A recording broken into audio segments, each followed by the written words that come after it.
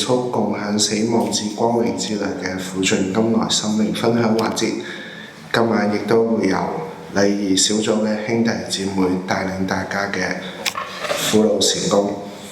因為敬拜苦路其實唔只係一個禮儀，更加係我哋同耶穌一齊同行嘅一個神聖嘅恩典。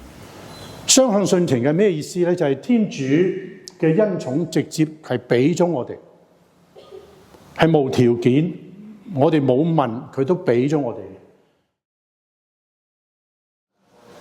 而且仲跟隨佢行走呢一條苦路，所以復活嘅基督陪伴着行走呢條通往呢一粒麥子死了，卻結出豐滿的果實。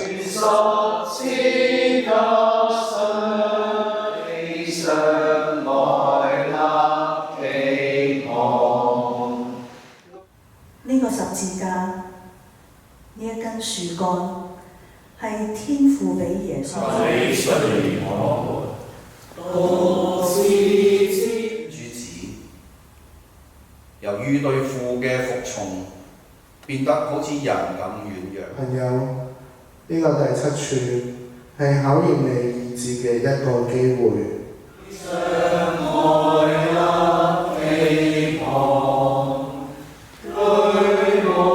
拍攝嘅呢一個苦路嘅片段，去體察到，當我哋面對我哋自己嘅軟弱嘅時候，我哋喺嗰個時刻可唔可以揾到？天主與你們同在，也與你的心靈同在。願全能嘅天主、聖父、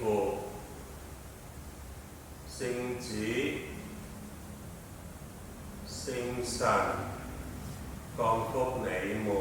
阿們。